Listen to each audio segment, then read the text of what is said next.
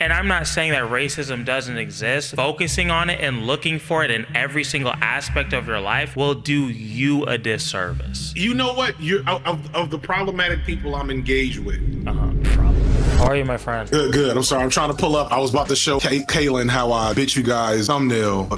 Damn. You robbed us? I did my own rendition. It's not exactly the same, but conceptually it's the same. I'm not mad. It won't open, I told you somebody was going to copy it. Did I not tell you that? I'm like, this is a good ass thumbnail. Somebody's going to rip us off. You see it? That's not. No, yeah. That's your own thing. Definitely. That's your. But it definitely got the idea of like a reveal of the true Drake. It's funny enough because we almost used that. Right? I was like, I thought that was a little too much. I was like, let's pull it back just a little bit. But yeah, the Kylan was like, what if we put the blackface on it? I was like, it's a so I was really gonna have the exact same thing except blackface. Wow.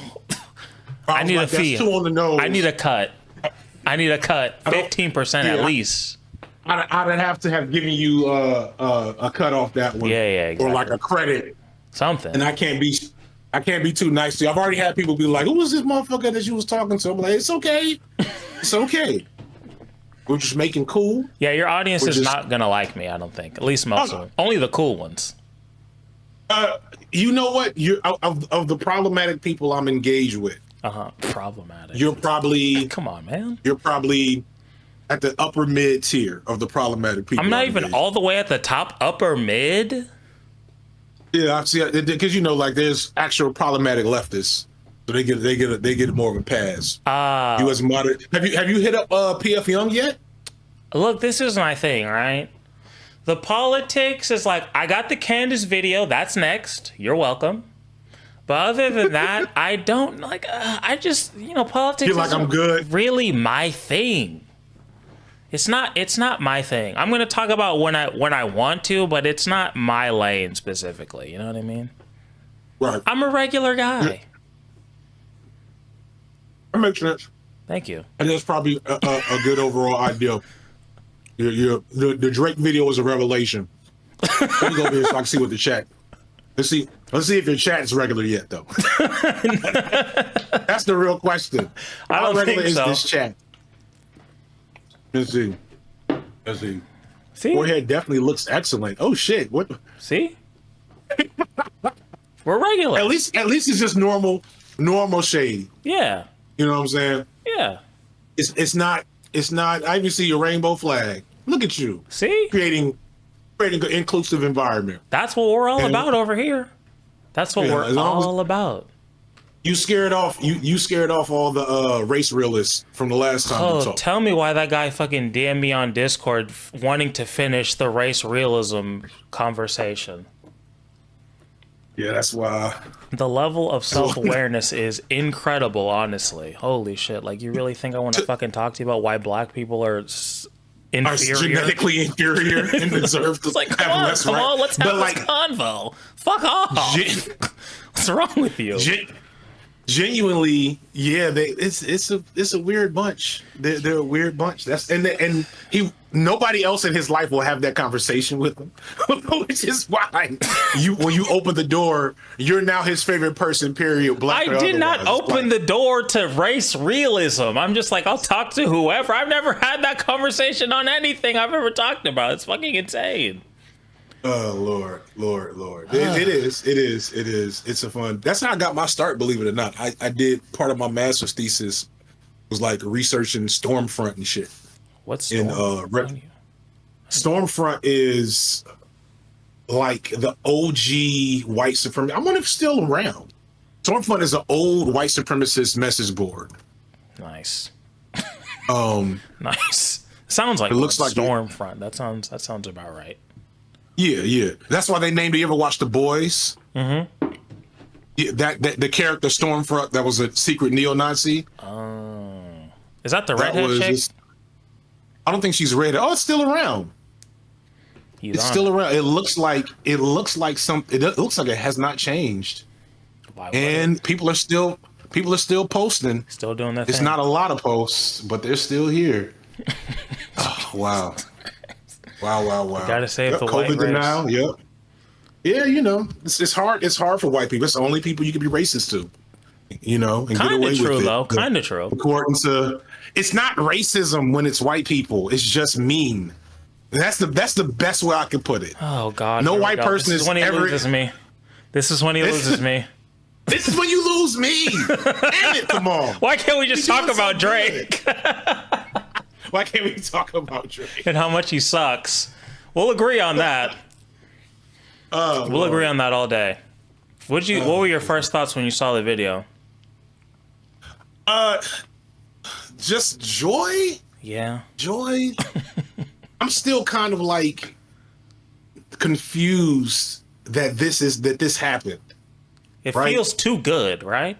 Yeah, A little bit. Like I'm just waiting for the other shoe to drop. Yeah. Cause and then like, but I also don't think that Drake is gone forever or anything. Oh, of course not. But I don't think he'll ever fully recover from this. I agree. How can you? What about the first I don't know. I mean, but we. or 15 seconds? The new song, you excited? Little teaser?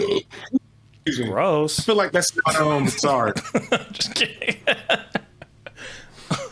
I feel like that's not I feel like that's probably DJ Mustard. I feel like that's not actually Kendrick. I will be so fucking mad if you're right. I know Mustard is coming out with an album. I will be furious. I will be furious if you're right. Yeah, I'm almost positive. I'll put money.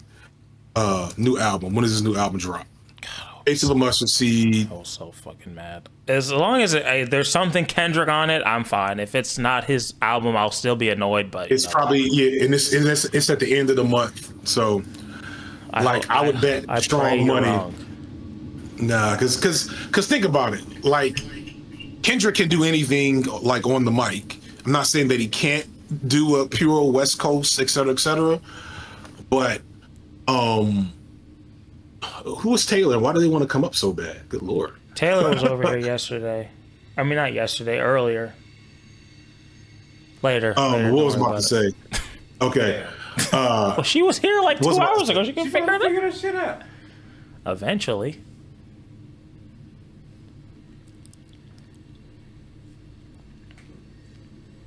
It's my FD zoned out. I'm sorry. I'm reading the comments now because it's Taylor and then there's Justin.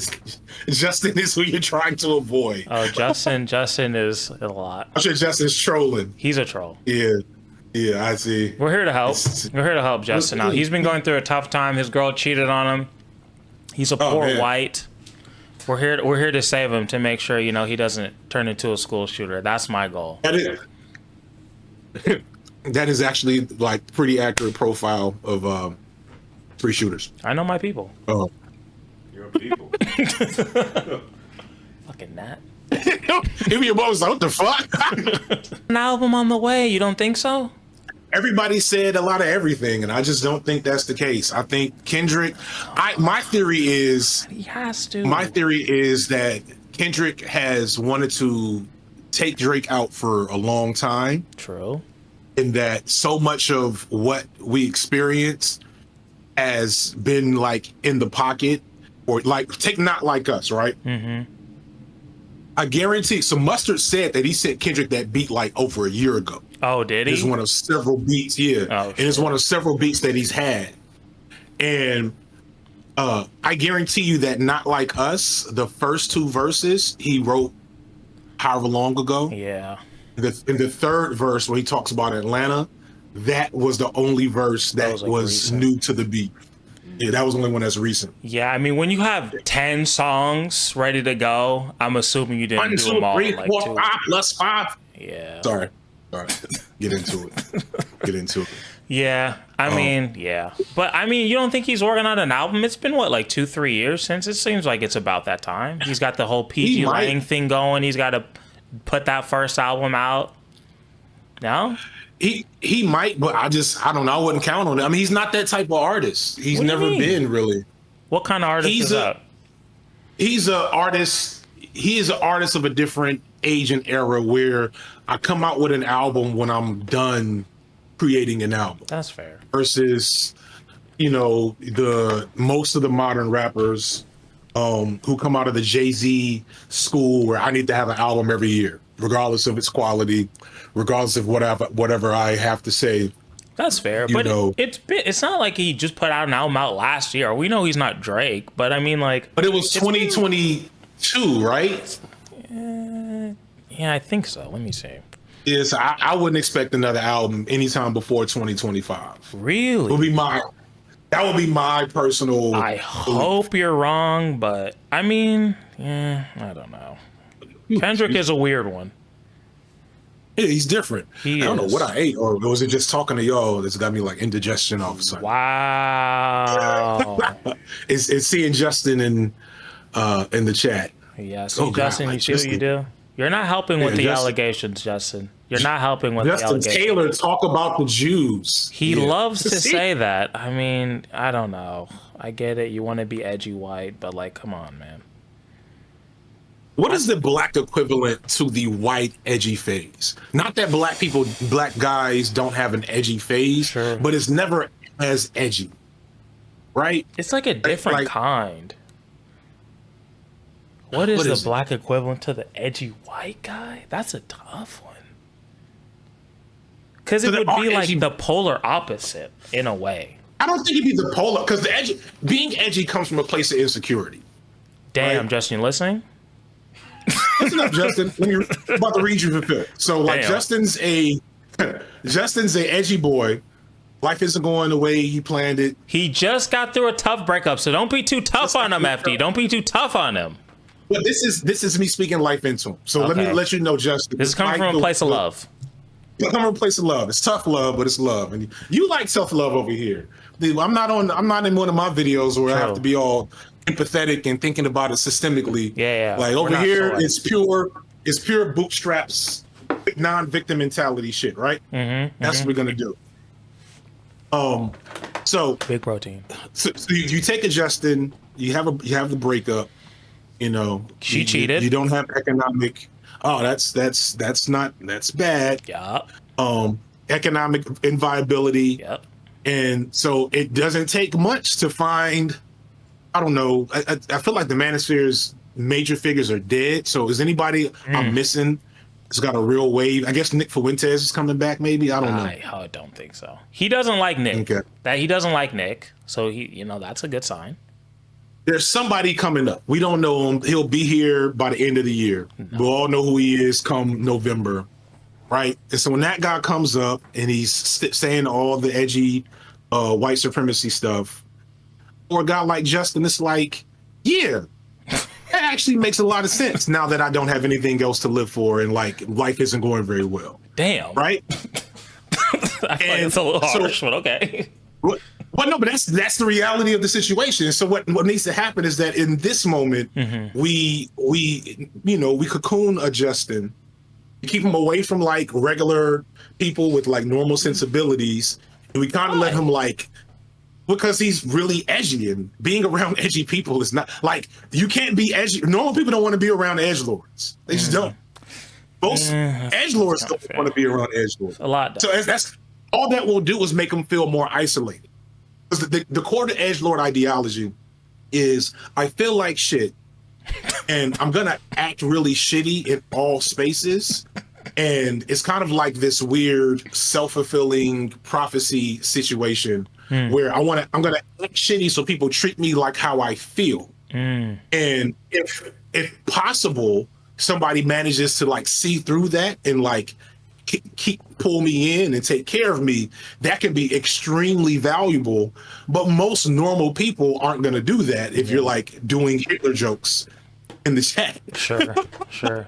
But I might be that one guy. You might be that one guy. I'm trying. You serve a purpose. You know what I'm saying? Yeah, I may not be able to stick around for long. I don't know what's going on. This is age. I don't know. I just ate an apple. Like I'm eating an apple. I'm not even eating anything crazy. The indigestion's getting you. Yeah, it's literally. Can we move this shit? Literally. What? FD is jealous of how pro-Palestine I am. I got no comment about that. Taylor, why you keep Lord. typing in numbers? What does that mean? That's her phone number. Why is she putting that? I don't know. Why are you putting your phone number? Yeah, Taylor, that's not safe. Don't do that. You're a woman.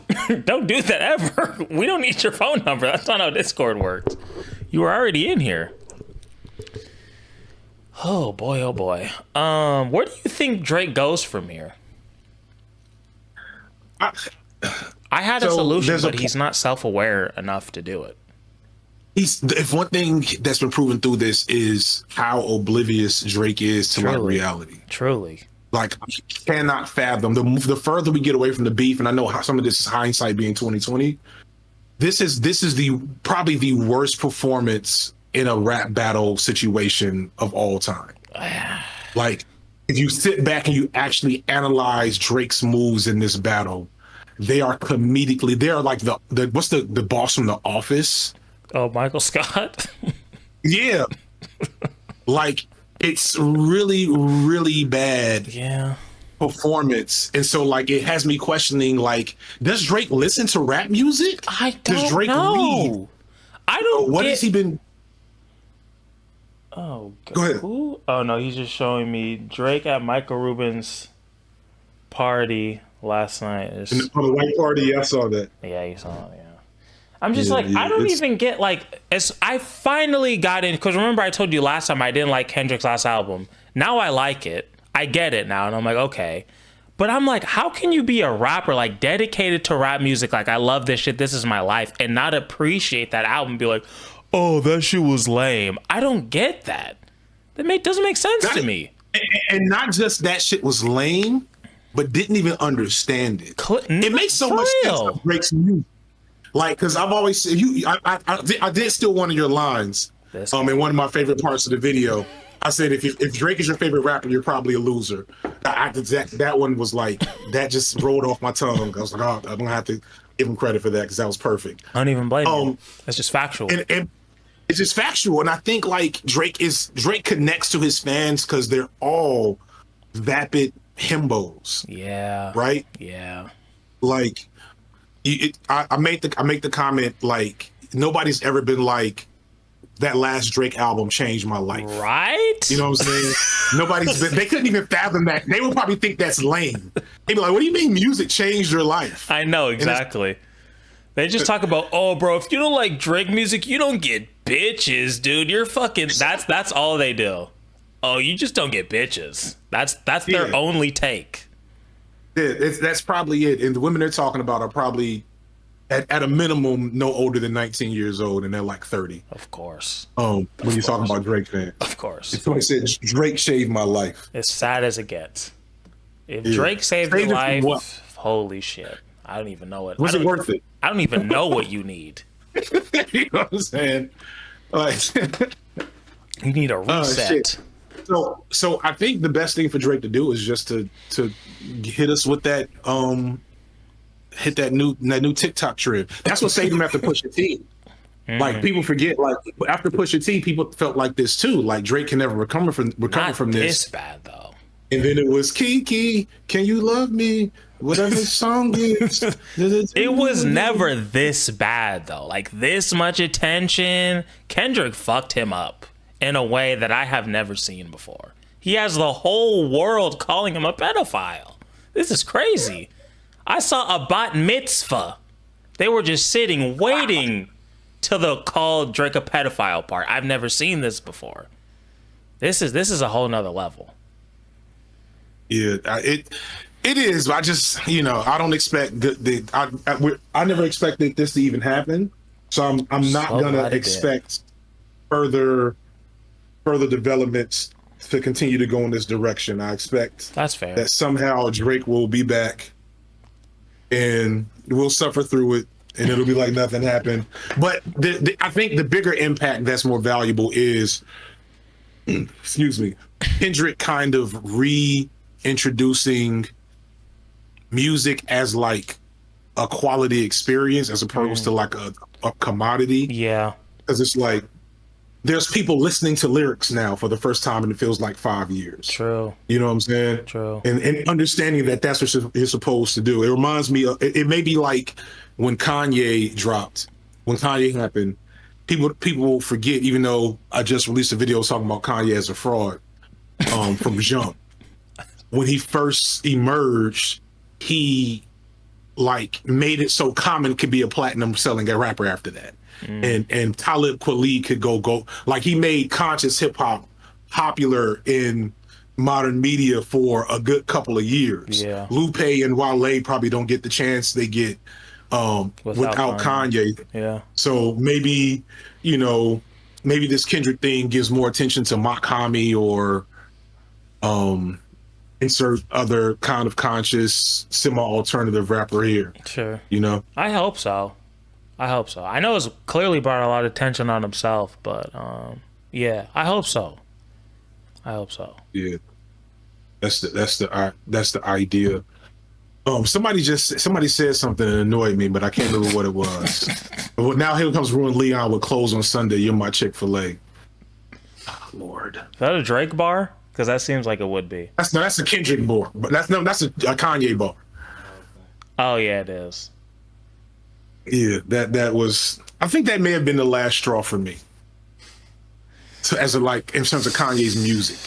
Yeah. You know what I mean? Yeah.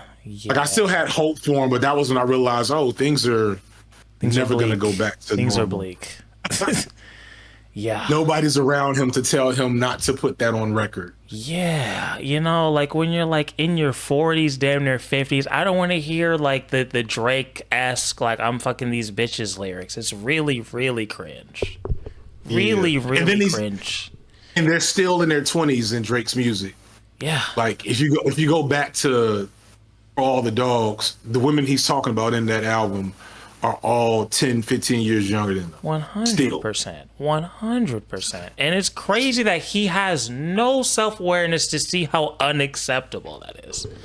That's the shit that blows my mind. Yeah. I don't know. He was a child star. We forget that part. Kinda. Child stars are never normal. Is Degrassi a star? In Canada. I guess. Not here, but like in Canada, like I'm sure they had, what was the thing that everybody just did? What was that, Nickelodeon? They just had a documentary about all the Snyder crappy stuff that was happening to them. Yeah. I can see them going through shit like that. Yeah, I'm sure there was some shit similar to that in Canada. Make an album about that. Make an album about you, Drake. Just be yourself. Because we can all see through it. That's all I was trying to say in my video. It's very obvious you're not this guy. You're not tough. You're corny as fuck. Just be corny. It's okay. We're good with it. He could have been Childish Gambino. Seriously. He could have been, what's the dude's name from Chicago that everybody hates now, but he got divorced just recently. Divorced? Also starts with a Chance the Rapper. Chance the Rapper. Yeah. He could have been Chance the Rapper. Exactly. That's your lane. That is your lane. Mm-hmm. Logic-esque. Just like cooler. Yeah. Better music. That's you. Somebody said Juicy Smollett. Jussois.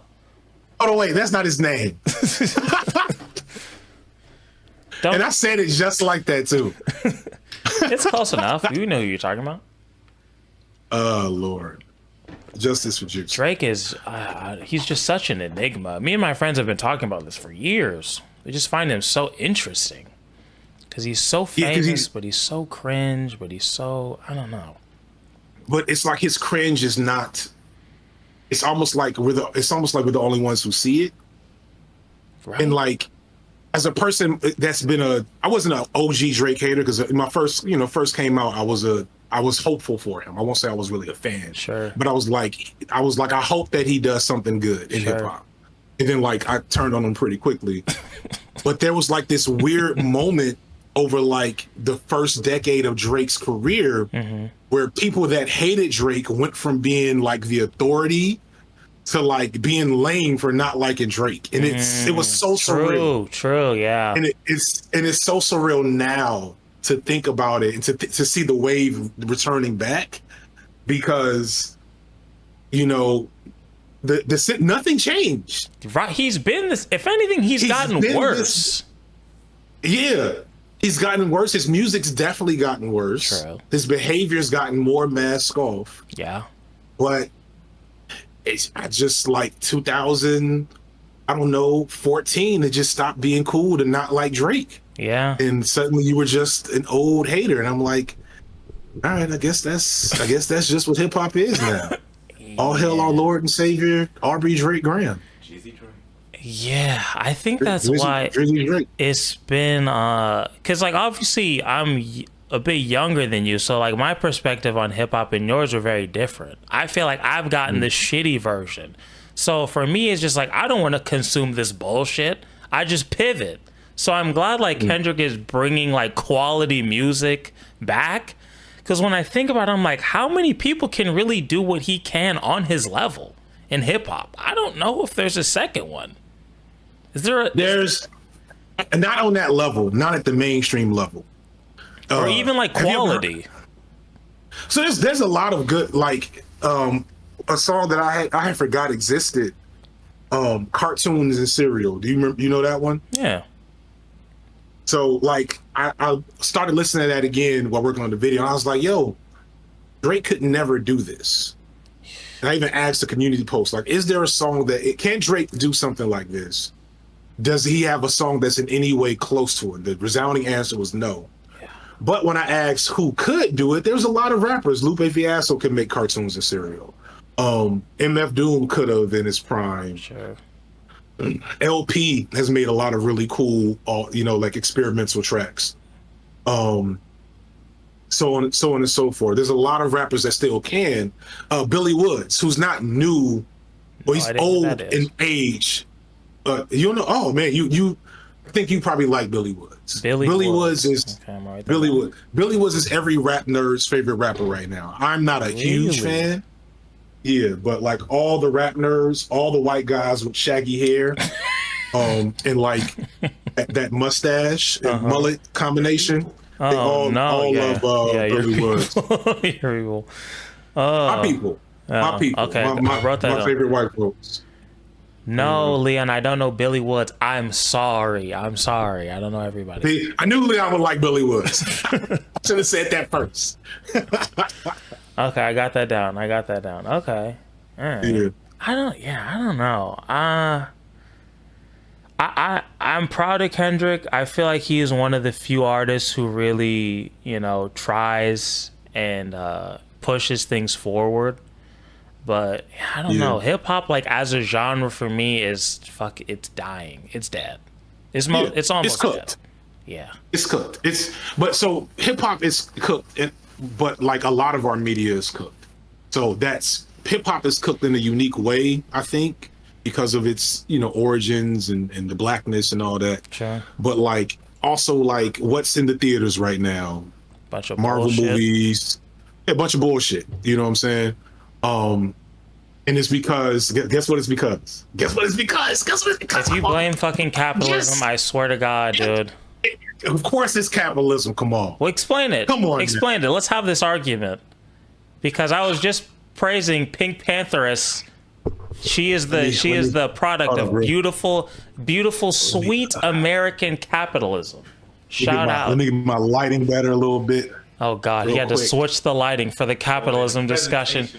He's going to discuss this with a drunk college. What is it? College dropout. Not even college. Whatever the thing is before that.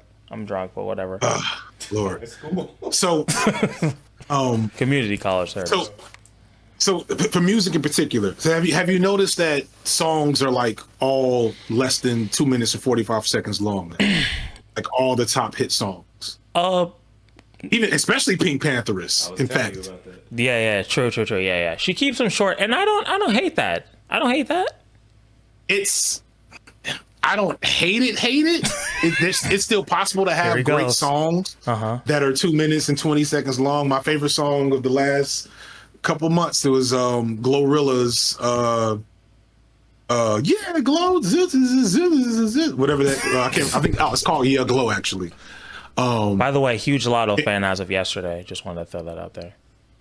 I've liked Lotto when I've heard her, but I've just, of all the rap girlies, she's the least interesting because she's too polished. My queen? She's the least interesting because what? she's too polished. Like I like the rap girlies, like the fact that they're like really raw. You know what I'm saying? What? Because she's except for pretty. Ice Spice. No. Like polished in terms of her, like her She's good. rapping. Yeah, she's good, but she's good in like a boring way to me. Oh, come on, man. Versus like, I really like JT. I really like Glorilla. I guess the only ones I really like. Tierra Whack, thoughts? When I hear the. You said what? Thoughts on Tierra Whack? Oh, well, Tierra Whack's not a rap girly. There's like, the rap girlies are all like the cute, ratchet, booty shaking, Okay. you know, BBLs, etc. Okay. And then there's like the hip hop girlies. Yeah. I wouldn't say that. I think the rap girlies are very talented. It's just so disparate. And I don't like to get into like one's better than the other. I wish there was more variety. I wish Tierra Whack and, you know, No Name, Chica, etc. could get more attention. Yeah, me too. But they're making such disparate types of music. I wouldn't put them. That would be like comparing fucking Drake to Kendrick. You know what I'm saying? Yeah. You know, like it's very different. But back to capitalism. Oh God. So why are songs so short? Why, Why, FD? Why are songs so short? Is it late capitalism? Yeah, essentially for optimization. So when you grew up, where did you hear new songs? The radio, probably. The radio, right? Uh-huh. Usually it was a top 9 at 9 or top 8 at 8 type situation.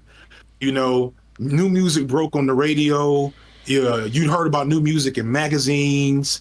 MTV was still a thing. Sure. You know, not to get too old man yelling at cloud, because there's still great music right now. There is. But there's a ton of great music right now. It's just harder to find. True. And you have to, before great music would be fed to you through disparate, sometimes independent, and definitely not owned by one company, like media channels. Now, Disagree. I think 3 companies own all the media channels, and then 3 companies own all the streaming services. What are the 3 companies?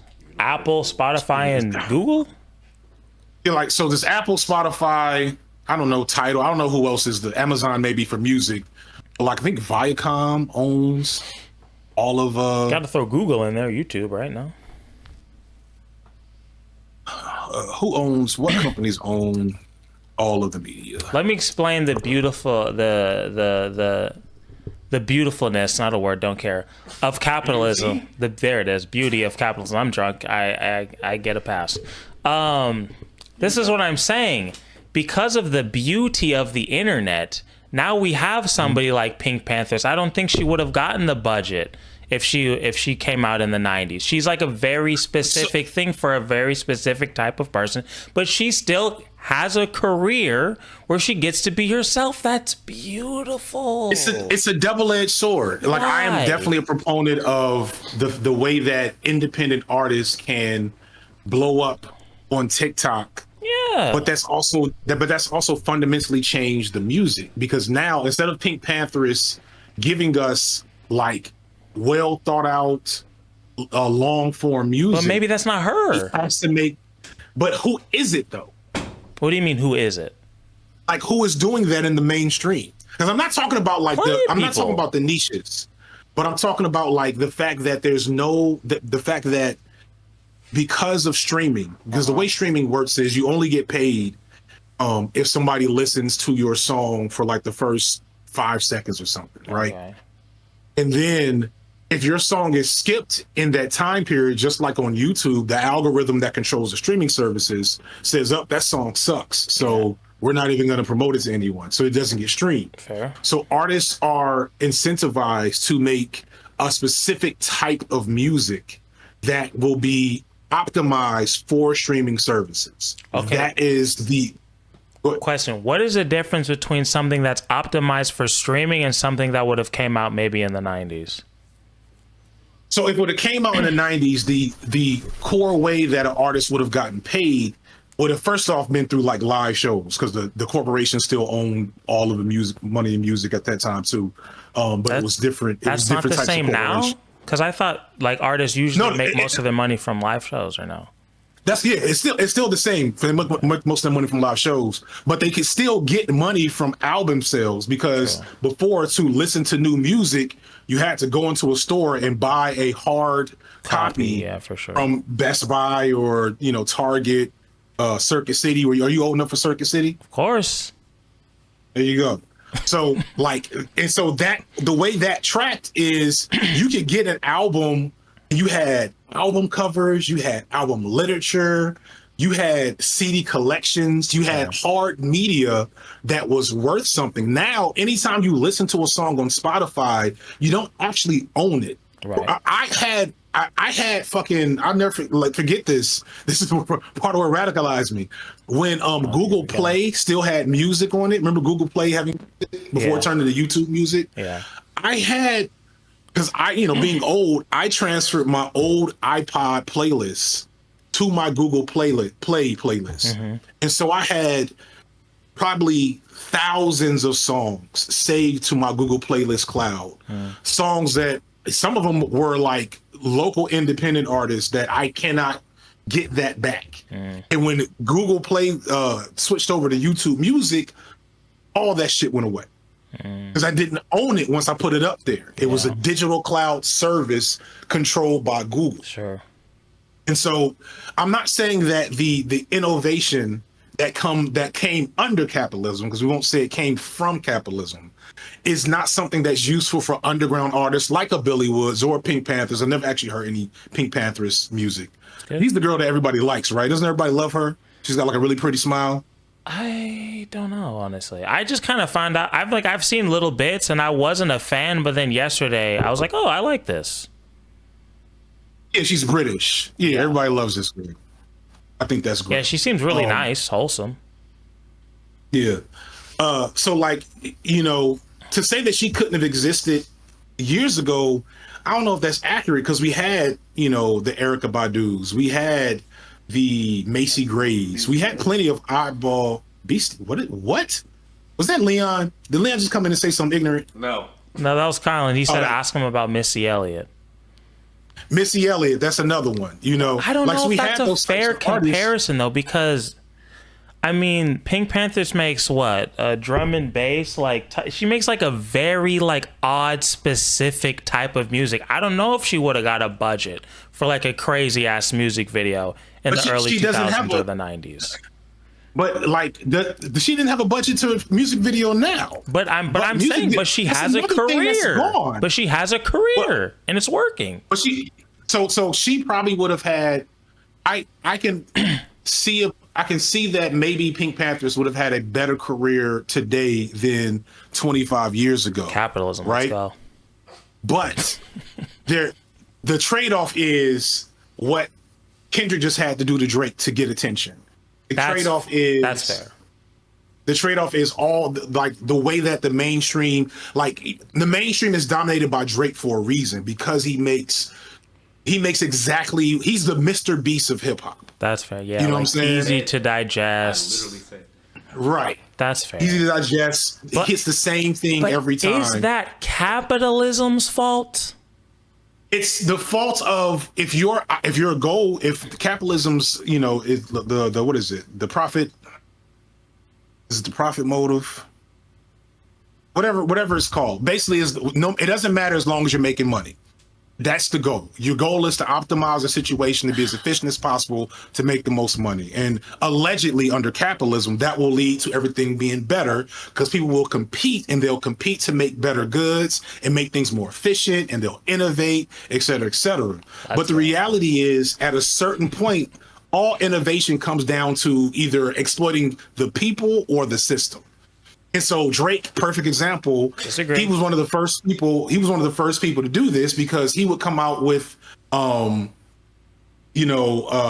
he started with the Kiki, Can You Love Me? Like that was one of the first big TikTok hits before TikTok was a thing. Then he tried to do it again with Tootsie Slide during the pandemic. Yeah. And so now, have you noticed that every artist, every rapper comes out with new editions of their albums after they drop?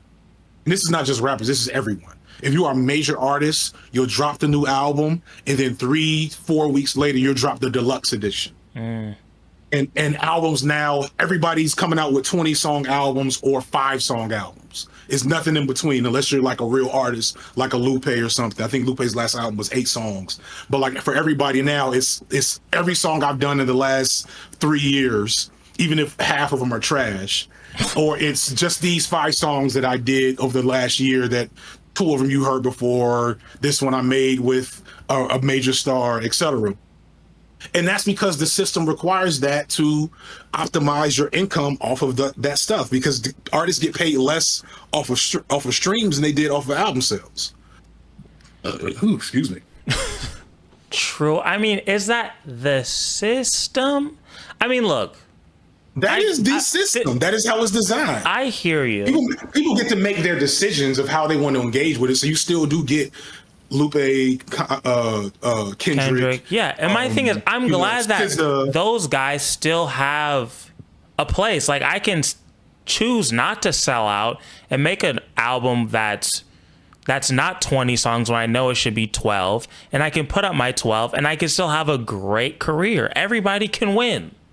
And I think guys like Kendrick will always win in the long run, especially when I'm creating like a great experience for the people for the live shows, because I think the average person realizes that Kendrick is on a different level than these people because of the quality of album that he puts out. Yeah, but akin to like what's happening with like regular people and income, it's basically a situation where the uber talented, the top tier of the top tier, they'll be okay regardless. And then the trash peddlers were going to be trash peddlers regardless. But we're missing out on all the medium quality stuff. We're missing out on the comments. The common could never exist at the level he is. The level Common was at different times in his career in the 90s and 2000s. He could only be at best like Jid today. That's still pretty good though, but I hear you. I just think we're incentivizing the wrong things. If the goal is to improve the quality of life for everyone, what we end up doing is incentivizing the most unscrupulous or most driven to game the system, and we end up losing good stuff. I agree. Half these new rappers can't even perform shows. That's why they can't sell tickets. I agree. I think it's more of like when something becomes popular, everybody tries to do it. So we have so many rappers like, oh shit, I see blah blah blah making a fuck ton of money rapping, so I'm gonna try it. So I think we see a lot of that, and then we see so many people just trying to make money, so the art gets diluted, and then people get sick of it, and then move on to the next thing. I think that's how music works. Yeah, and but that's not how. I don't think that's how music worked before. Like, so let's think of like one day I'm gonna make a video about like heavy metal and rock and roll. Okay. Because on the low, the way white people like hip hop is how I like rock and roll. Okay. And like I like heavy metal. Like if you ask me about obscure, growl vocal metal band, I'm like, I don't know what the fuck you're talking about. But if you ask me about Metallica or Megadeth or something, I'm with you on that one. Got it. But like, so heavy metal was the first to go. Rock music, rock radio was the first to die in the encroachment of late capitalism into the music industry. Think about the last time there's been like a big rock star, like a big new rock star, especially. Rock is dead. Rock was at the top, and then everybody tried to do it, and then people got sick of it, and they moved on to rap and hip hop. No, it's not that everybody tried to do it. It's that, so a couple of things happened. First, like 3 guys bought every rock radio station across the country, like every single last one. You know what I'm saying? Then they stopped playing rock music and started playing whatever the fuck else. So rock lost its foothold. Why would they do that though? If you own a rock station? Because it wasn't optimal for the money. They can make more money playing hip hop. They can make more money playing Spanish music. But doesn't that say more to what the people want instead of what they're trying to put out? I mean, of course it does, but like explicitly indulging the people's desire for a product or a commodity isn't the same as providing the best standard of life and living for society. You know what I'm saying? That's like fair. like we want sugar. We're all addicted to sugar right now because our bodies want it. Right. But if you do too much sugar, it'll literally kill you. Right. You know what I'm saying? So, you know, now rock radio, I think, also had a cultural issue because the old heads in rock, like in rock music, were really gatekeepy. And so, like, there was always so much infighting and there's always so much bickering, and they didn't really do what hip hop kind of did, but hip hop isn't even doing the best job of this. It's like there's no reason to me why Kai Cenat hasn't been on Joe Budden's podcast or on like the Breakfast Club. You know what I'm saying? Like that, they need to do that. I don't know how that works. You know, I'm not big enough to know what those numbers look like. Sure. Or maybe Kai Cenat doesn't want to do it. But if I'm Charlemagne the God, Kai Cenat would have been on my show 2 years ago when he first started blowing up. Yeah. Because anyway, the fuck was I saying? I don't even like Kai Cenat that much. Damn. You know what I'm starting to like Me. in a weird way. I'm starting to appreciate. No, he's worse than you. Worse. I show speed. Wow, that's a 180. Why? Yeah.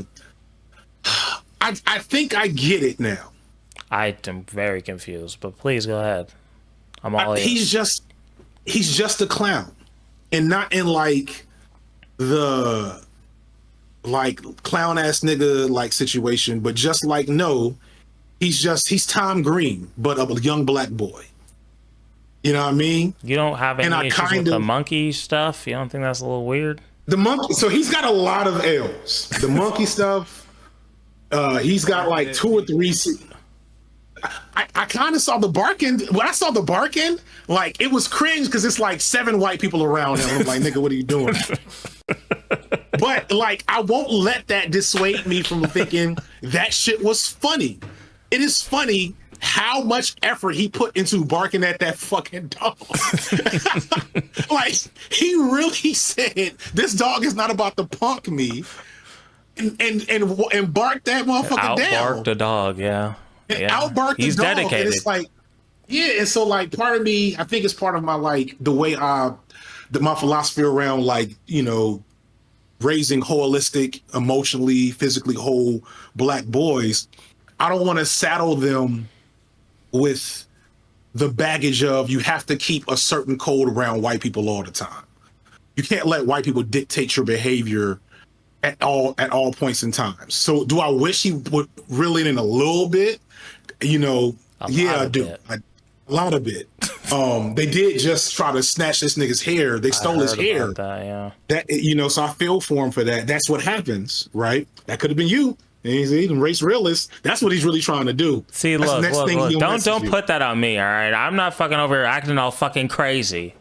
The race real still trying to have an awkward conversation with me, but I don't think they're gonna try to snatch my fucking hair out of my head. Yeah. Just age alone.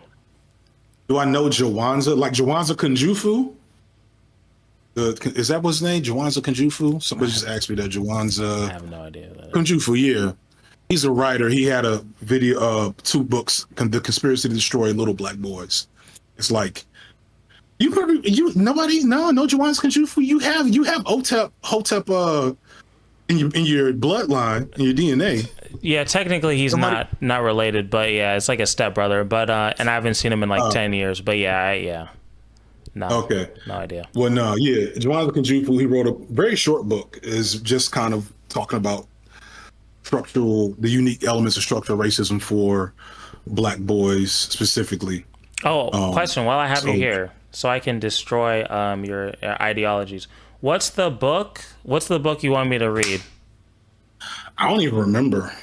Give me one. If you want me to, if you got one book on your terrible politics. Wretched of the Earth. What is it? No. Start with Black Skin. You get one. I should know. I'm giving you a great starter one. Okay. Is it Black Skin, White Mask? I should know this one. I'm tired. I don't think that's going to be his recommendation.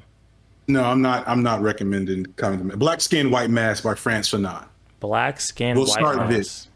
Yeah, we'll start there. Okay. That's not that hard to read.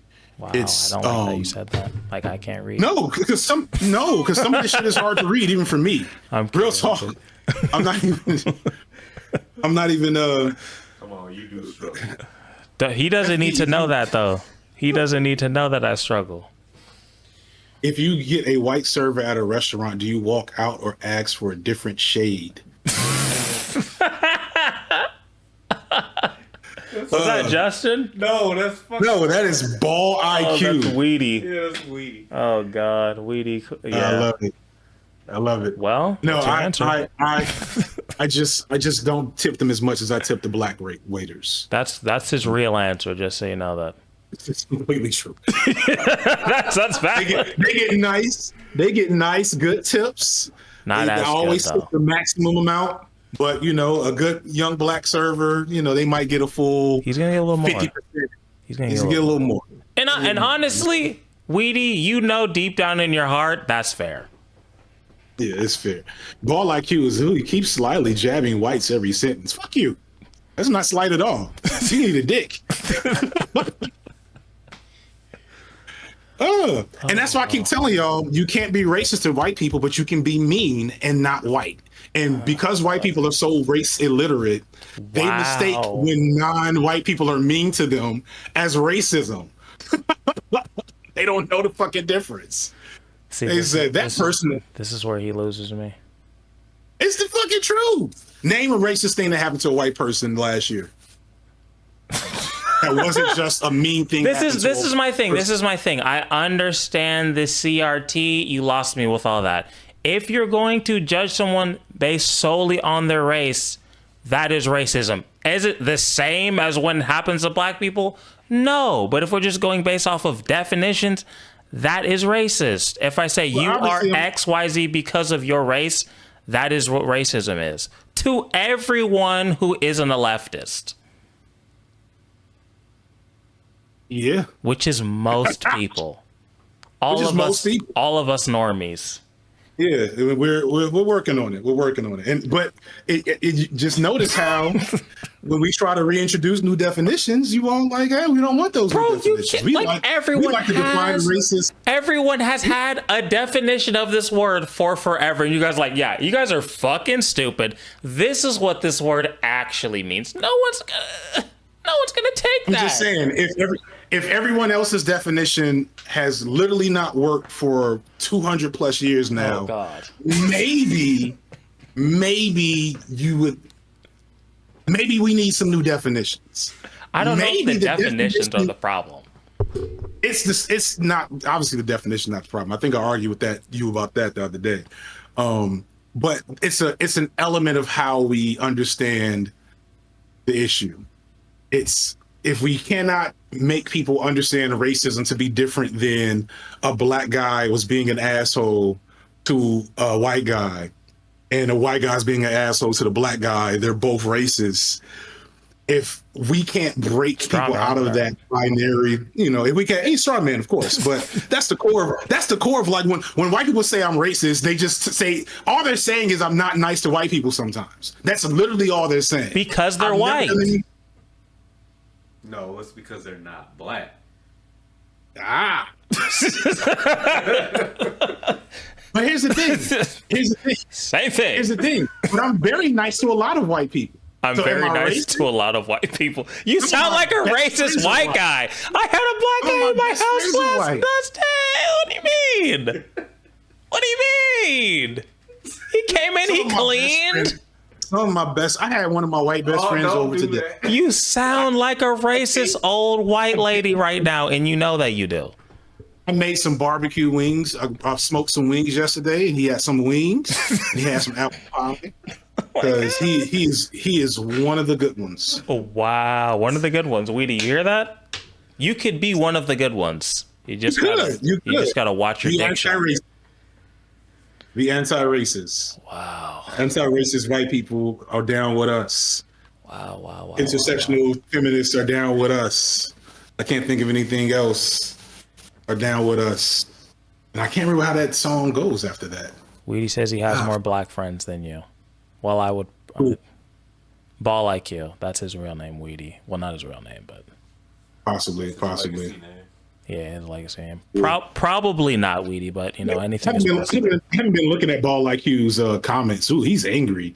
LMO, He's got Lamo. he's got a lot to say. Crazy he thinks that FD isn't the only one like that. Biden has clearer thoughts. That one kind of hurt. Damn, Biden has clearer thoughts. That's shade. Show him the picture. Oh, is he about to show me a picture of, is Ball IQ white? Yes, very. Is Ball IQ about to show me a picture of him with other black people as proof? I don't know. I don't know what picture he's talking about. I don't know what picture he's talking about. Please show me the picture. I want to see the picture. He is a white man from Arizona. He's about as white as it gets. But, you know, I feel like he's definitely on that Republican wave, but I feel like Weedy in his core, he's a good person. In his core, he really got it in his core. You know what? Reedy's working with us. I actually genuinely believe that. I actually genuinely believe. Look at that. The average Republican-minded person, period. Well, no, I actually probably think white Republicans are better than black Republicans, like as general humans. Black Republicans are like ontological. Yeah, no shade to your family. I'm just saying.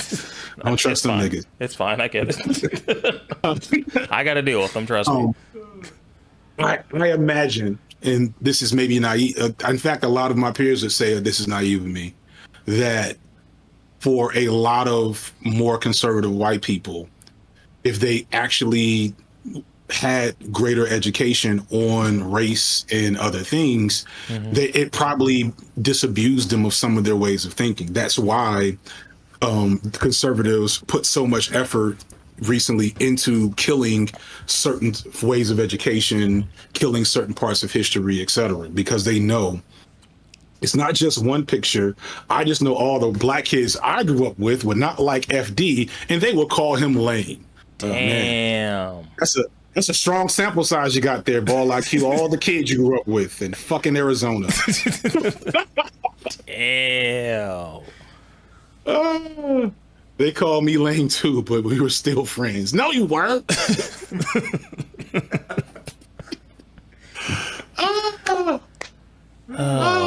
FD, what do you make of my grandparents, the Black Republicans? What do you make of that situation as a leftist?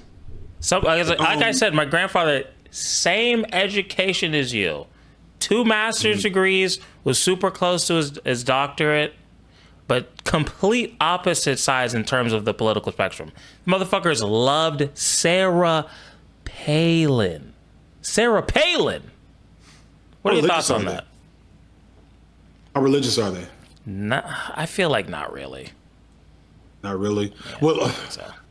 are they religious? Like, are they churchy or not religious? They're not churchy either. They're definitely not churchy. When I spoke to my grandma about it, she said like when she would go to church like as a kid, because she's from like the South for real.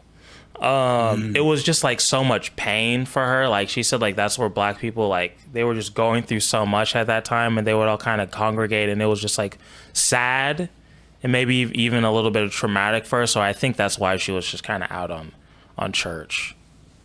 Yeah, that makes sense. But one time I asked my grandfather if he believes in God, and he just acted like he didn't hear me. So I don't know. So that's where I was trying to rule certain things out. So I'll meet you one better. I kicked it with one of my uncles, who's probably the same age as your grandparents, a couple of weeks ago. And he's probably not as conservative as your grandparents. In fact, I'm pretty sure he's not. Probably not. But he still was pretty damn conservative. And I think one of the things, so it's a couple things. One, that older generation saw like race relations in a very different scope of like what was happening, like the damage being done. Like my father had to not look white people in the eye growing up. You know what I'm saying? Yeah. Like there were, dudes died in Chicago. So my folks from Chicago. So like Emmett Till happened. Yeah. You know what I'm saying? And my dad was the same age as Emmett Till, or would have been the same age as Emmett Till. So when you're talking about the 50s and 60s, you're talking about a whole different like framing of racial issues. The way I talk crazy to Ball IQ's goofy ass here, I could never do in the 1960s, Sure. right? I would have white people showing up in front of my house with hoods and crosses. Yeah. So I think they surmise in their heads, partially based on what just makes sense, and partially based on what I'll say a co-option of radical ideology, that all they needed was to get access to the tools that they needed, excuse me, to make it.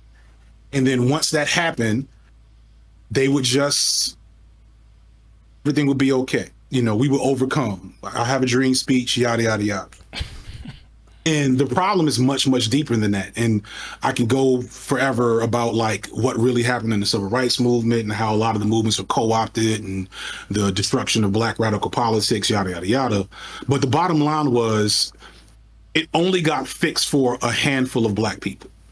And so that handful of black people that would have been like your grandfather that was able to go to college, that means he was very privileged compared to his peers. And so, I mean, he went to, I don't want to put all his business out there, but from what I understand, he was not a very privileged guy. Well, but he was very privileged compared to his peers. If he got 2 degrees, and he's in his, 70s? 80s now, but yeah. Yeah, so he got 2 degrees in the 1970s. Nah, that's incredibly privileged for a black person. You lived a very charmed life. You still might have struggled early on. You still might have faced all the shit. But if you made it to get 2 degrees, that means you had a much better life outcome.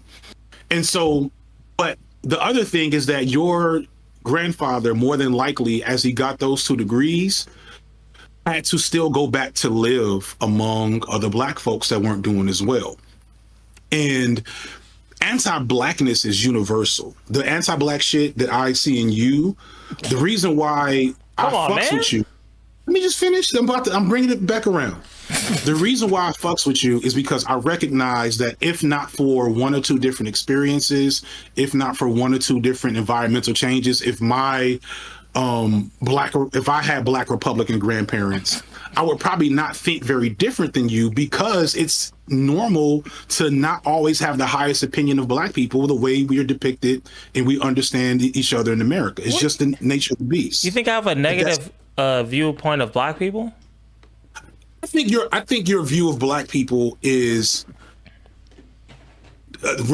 typical of the average black person who has been in community with black people, seeing the dysfunction up close or seeing it from a distance, and hasn't had the benefit of a decolonized education to understand how those things work. I think there are people much, much, much worse than you. I think you're pretty much in the normie tier of opinions on black folks. What do you think I get wrong? What do you think what do you think I'm missing when it comes to my viewpoint of black people? I'm curious. I think you're a rugged individualist. Okay. What does that mean for the viewers watching? That means that you put a lot of value in the idea that individuals are completely responsible for the outcomes and the environment that they're faced with. I think I think the non-victim mentality thing, which is very much a right-wing talking point, is something that you truly believe in. And I get it, because it can work for a lot of people. And it's definitely, if you have to choose between engaging and indulging in your victimhood and denying your victimhood is probably going to be more valuable to you as an individual, right? But processing and understanding your victimhood is probably going to lead to you having a better understanding of other people who have went through things that you went through. But every person I know that's a rugged individualist and of a minority identity tends to want to blame other people of their identity that haven't had the opportunities, that haven't made it to certain situations, for them not making it to those situations. Does that make sense? I'll tell a quick story. Okay. I was teaching at a junior college, and I had this one gay dude from Switzerland or some shit. Okay. He was super smart, super quick. He had no business being in the classes I was teaching, because I was teaching like remediation English, right? And I wasn't the same person I am now, but I was progressive enough to be very like respectful and appreciative of his specific experience as a gay man. I hadn't read any gender theory yet. How did you know he was gay? He just seemed really gay. Cancel this really man. Very femme. He was a femme queen, is what I think they would call him. Got it. Then like randomly during one class, I don't know what brought it up, he went on this rant about other gay people, and I was just so blown. Like, what was he saying? I was like, just like shit, I'm not gonna repeat. Oh, that bad, huh? It's just shit I'm not gonna repeat. I was like, why is this dude like I don't know much, but I know enough to know that what he's saying doesn't make sense to blame gay people for them being discriminated against by non-gay people. Sure. You know what I'm saying? But his basically he was kind of saying essentially if gay people would work harder and do more to assimilate, then they get further ahead in life. Do you think that's my viewpoint of black people? It's not. No, I think well, the video that you first saw, like the one that brought us together, I think my viewpoint. That was a lot of the argument there. My overall viewpoint was like, I don't think things are fair, and I'm not saying that racism doesn't exist. Focusing on it and looking for it in every single aspect of your life will do you a disservice. What black people are looking for race in all the aspects of dysfunction, I guess. You know what I mean? Except for Umar Johnson. Sure. Sure. I think, well, I don't think a lot of my friends are, but I think this is something that... Wait. I gotta take a moment to clown Ball IQ. Ball IQ, did you say... Oh, no. Since when has there been gay suffrage? Oh, no. Weedy. Suffrage? Like voting? Feel free to respond in the comments. We'll come back to it. I'm sure that's not what you meant. But also what you meant was probably also stupid. But continue. Oh, fuck. I completely forgot what I was talking about. I'm sorry.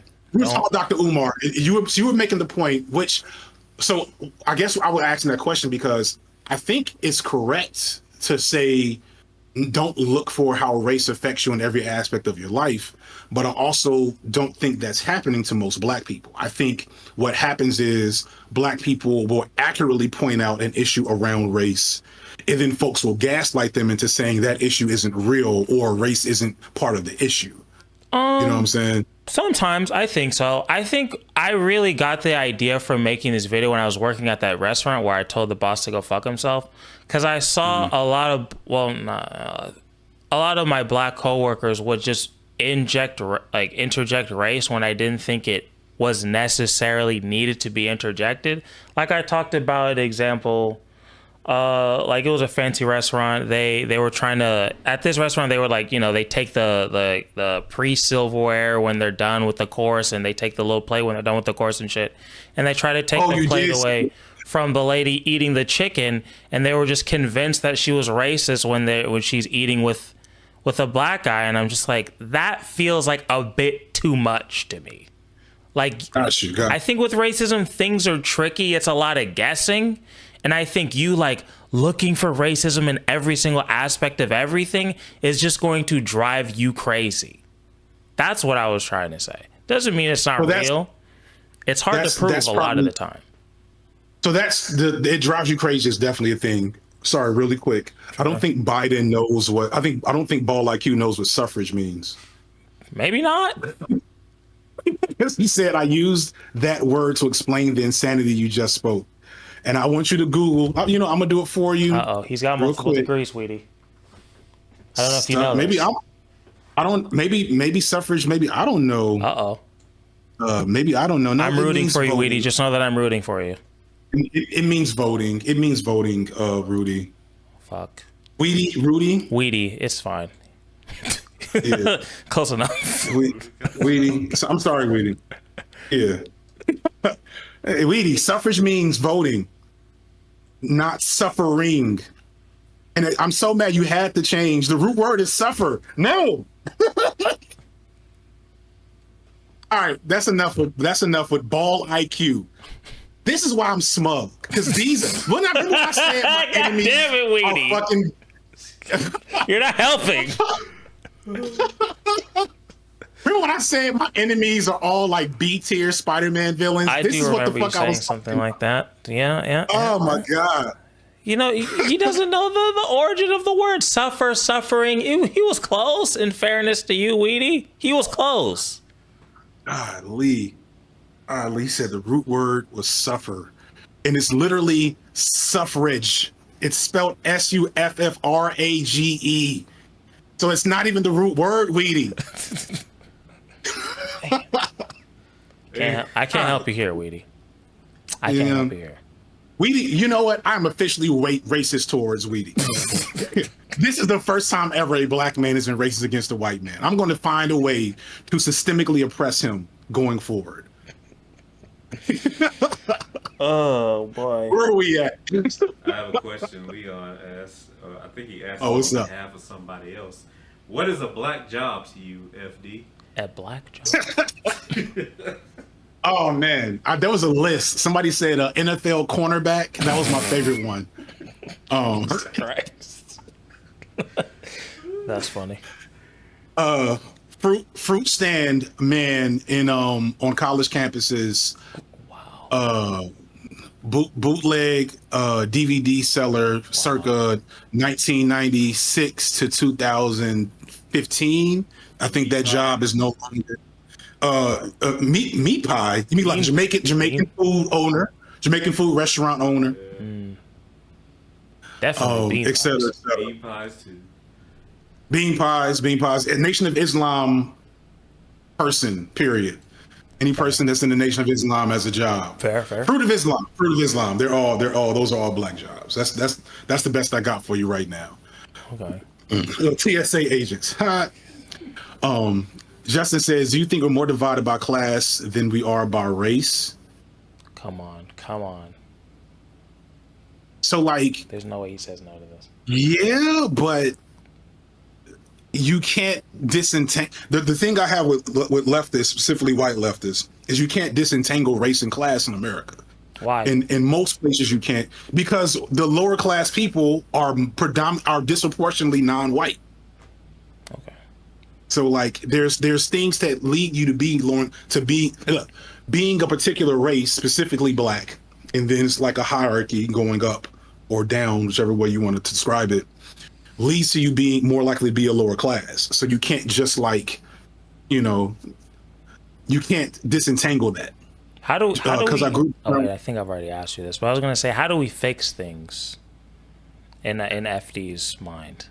In my mind, so I'm not gonna. I don't have great answers for this. I have broad answers: massive wealth and power redistribution, incredible, Against that. like never before seen investment into support systems, complete dismantling of anything that's ruining the environment. Just all kinds of shit, it's all kinds of shit. I need to do better with that. I need to be better about like pie in the sky, like in a perfect world, what would I do? But I just never, my brain doesn't work well that way. The same analytical skills I have now, doesn't really, happen.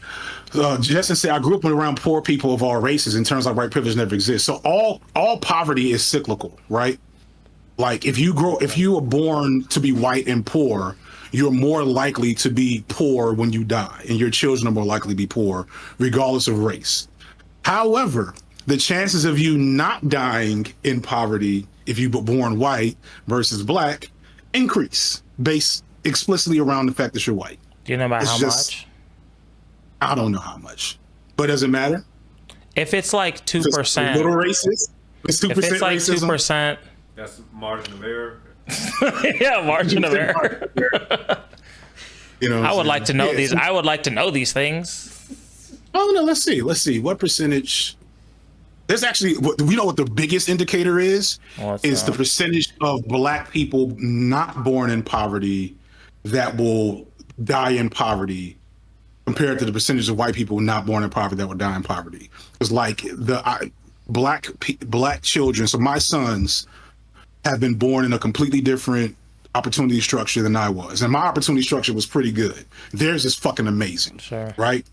So I carried on. My mother was like your grandparents, you know what I'm saying? Relatively privileged, she finished her PhD before I graduated high school. Whoa. So I was able to utilize, despite not having a father around, despite not going to the best schools, I was able to continue on that road and, you know, be where I am right now.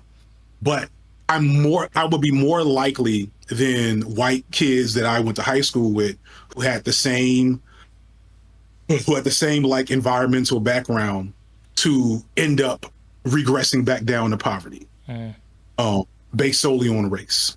I don't feel like looking it up, but my stomach is feeling better though. So I guess I just had to get some burps and farts out. So I guess it wasn't And I'm us. like, Good to know. yeah, it wasn't you guys. No, it Wasn't wasn't you our guys. love of the white man. Okay, it's good to know. Look at Justin asking real questions now. See, Justin, I told you. Justin with place of different. love. He's going through some Yeah. things. You know, we're trying to help him out. He never leaves that chair unless to get turned down by. Why is Ball so angry? He's got a lot. Because to he's say. fucking white. He's got a lot to say. You should hear him talk about basketball. Oh man, his favorite player is probably like Larry Bird, isn't it? No, it's just All whoever's time. on the Suns. Probably Devin Booker or something like that. But he thinks every time they lose it is a conspiracy against them. So, you know. Of course. My dad shot at a guy's house because he owed him money. Grew up in a bad neighborhood. Mom was a crackhead. Dad was a drunk. Yeah, those are all. So so, and this is one of the reasons why I'm not actually racist against white people. He is. Because, you know, I go back to Fred Hampton. Are you familiar with Fred Hampton? He has no idea who Fred Hampton is. But not you. I was talking to you, Kamal. Yeah. Okay. So Fred Hampton was explicitly, essentially, I'm going to say intersectional. He was not that, but it just makes sense for the youthifying a term. He explicitly sought out poor white people and poor Latino people to build coalition with. Because yes, race and class are inextricably tied together, but I have more in common with white people of my class than with Jay-Z. Sure. You know what I'm saying? And it behooves me to get on code and get in community and organize with white people of my class than it would be to just act like me and Jay-Z have so much in common and that Jay-Z's so cool because he's a rich black billionaire. Do you agree You know with what I'm that? saying? Do I agree with what? With what you just said. Him being. Oh yeah, I completely agree with that. I completely believe that. I will take Noah Sampson over Jay-Z any day. You know what I'm I don't saying? know if that was the right person to choose, but all right. Maybe not. I would take Hassan over Jay-Z any day. Even worse, but all right. Even worse, but that's fine. You know, so like Native peoples as well, Connor Breton. The point is like class solidarity. To me, class solidarity is more important than racial solidarity right now because black people allow rich black folks to get away with murder in the name of black progress. And really what they're doing is just working against us to keep us in like a nice and keep us angry enough to buy their shit, but not angry enough to burn their shit down. Like, or burn down the shit that they control that the white people gave them access to. You know what I'm saying? So like class solidarity is that's why I answered that question the way I did. Now the problem is class solidarity is tricky because you have a lot of, you know, Noah Sampson, I name drop, Hassan, I name drop because I know you were not a fan and I understand, but like I've had enough conversations with them and viewed them in their element enough to know that they got enough of the picture as it pertains to a racial analysis. But other white leftists whose politics I really fuck with, I've also seen them really not know what the fuck they're talking about when it comes to black people. And then also not just not know what the fuck they're talking about, but either be like aggressively resistant or aggressively self-deprecating to like, you know what I'm saying? Like, I don't want you to, maybe. yeah, like it's like two extremes. Either they act like race doesn't matter at all, and it's just what Marx said and what Engels said and what all these old white men who lived in Europe said, Sure. and nothing from like the hundreds of years later of other people that have engaged with this scholarship, or they want me to like spank them and tell them they're good for allowing me to do it. You know what I'm saying? It's like not enough in between. Sure. You know, so you're not a fan of just like gradual, like things are getting better gradually. You don't believe in that. yeah, I believe in that. But why? But you think that- seem like you want to burn everything down. So if things are getting better, why not be like, okay, well, things are a little fucked up now, but in 30 years, I think they'll be better. In 60 years, they'll be better than that. Why is that? Why do you guys hate that so much? Historically, burning stuff down has often forced people to the negotiation table. You know, Martin Luther King was nonviolent, believed in nonviolence, nonviolent. But everywhere Martin Luther King, everywhere Martin Luther King spoke, a riot would break out when he left. I can't. Like that was that. You go just fact check it. Well, not everywhere, right? But like literally, riots would break out regularly after Martin Luther King would leave, or they would be happening before he came, and he would calm people down. Sure. But things are better now. Well, but it's because a perfect example. Man, so you got to actually watch my videos to watch them and not to hate on them. Have you watched my Martin Luther King was not a conservative video? I don't know if It was that used to be one of the called ones like that we watched. I know the used to video, be- but I just don't know if that's one of the ones that we watched. But I know I've seen at least some of it. So toward the end, I talk about the "I Have a Dream" speech, And how he changed his views on that. not just how he changed his views, but even just the nature of that speech and why he changed his views. So, what was I about to say? So he was never supposed to be a part of that speech. That speech was organized by John Lewis, A. Philip Randolph. I don't know. I can't remember who else it was, but it was organized by more radical, left-leaning black political figures of the time. Okay. Because by the "I Have a Dream" speech time, the civil rights movement had been losing steam because it hadn't really gotten a lot done, and niggas was hitting the streets. And Malcolm X actually did a speech about this, that the original plan was for them to go to Washington and occupy it. They were going to tie up Washington. They were going to stand in the streets. They were going to lay down on airport runways. They were going to go there and be a nuisance until something happened. And when Kennedy had been working with King and other civil rights figures in the background to say, okay, if we did want to do a civil rights bill, then what would it be? And can we do this? And what does it have to be? And they were working on it, but they were, it's like, all right, it's going to happen. It's not going to happen. And when they heard that this plan was occurring to bring all these Negroes to Washington and shut it down through occupation, which is a classic, protest, form of protest, they then said, King, can you join this event and chill this shit out a little bit, bring it down a couple of notches? Who's they? Like Jay?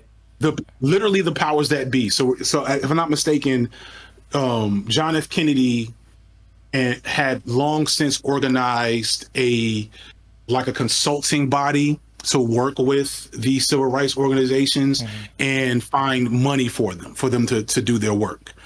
And so basically through those mechanisms, they got King to join the march. And so when King joined the march went from being this much more radical kind of scary thing to what would be his crowning moment for the "I Have a Dream" speech, which was still probably more radical than people give credit for. And like, if you think about the way we think about Martin Luther King, we act like he got shot the next day. Like, if you've ever watched anything about Martin Luther King, the I Have a Dream speech is the end of the movie. But Martin Luther King didn't die till like 5 years later. Sure. And he got shot because he was organizing another march to Washington. And that march was going to, I'm not saying that was because, that's conspiracy theory. He got shot in the process of organizing another march on Washington. And, you know, I'll just let you consider why that may have been and who may have done it. Right. You know, Okay. I can't remember how we got there. I don't remember either, but okay. After you're telling me that the animated Martin Luther King cartoon I watched during Black History Month lied to me, only a little bit. The more so they didn't tell you the whole story. They left parts out that didn't work well enough for the system. You know, you might even call it capitalist propaganda if you aren't. This guy. Kurt L said it. We're coming to get our check. That's a literal Martin Luther King quote. He was talking about marching to Washington. He said, when we come on this campaign, we are coming to get our check, because he wanted reparations. Yeah, people don't. That's the type of shit they don't teach you in Florida or Texas. We've had the reparations talk, right? You said you're kind of not really for it now because of the education level. You don't think it'll really help that much. It'll go to Jay-Z. It'll go to Jay-Z. It'll go to Jay-Z will end up being the person. It'll go to Jeff. Yeah, and Jeff Bezos. Just like the COVID money did. Better yet, Jeff Bezos will sign a deal with Jay-Z and say, hey, we're going to start Amazon Black by Jay-Z, sponsored by Ciroc. Honestly, you might be right. And you get all of it. And that's not, I'll probably get in trouble from some leftists on that one. But until I feel like I can trust, because the biggest niggas talking about reparations are like the ADOS FBA type people. And they're probably worse than Umar. The who? ADOS FBA, or you know what? I'm not even gonna talk about that. I don't even want you to, because I know you'll make a video once you find out who they are. I'm gonna leave that alone. Come on, man. You don't want to give me some ammo? Nope. Wow. I don't want that one, because first off, I don't want you to have those problems. Because if you make an anti-them video, they'll come for me. They will come for you. They are the most online. Like, think of the. I've been doing so good not mentioning this person's name, but think about like the worst Destiny fans, but black. That's them. I don't know. I mean, look, I'm clearly very new to the internet shit, but as long as a motherfucker doesn't try to come for me in person, I don't give a shit. I'm not afraid of any internet stuff. I'm not the dude. They're come for me on Twitter. I don't care. I mean, so that's good. You keep that going. You say that now. I do. Yeah, things might change, to be fair, but things change. Things change. They're intense. They're intense. Now, if you stay offline, it'll be easier. But if you read your comments, when you go live, the next time you go live after you make that video, they will be all in your chat. If you're lucky, Tariq Nasheed will never find you, because he is. You don't think he'd be a fan of me? I mean, not if you talk about those organizations in a negative way. Oh, okay. So far, so good. He's a weird guy. I can't really call it. Of course, I'm getting into if I can finish this fucking Drake video in time, then will definitely when is NCAA dropping? The who?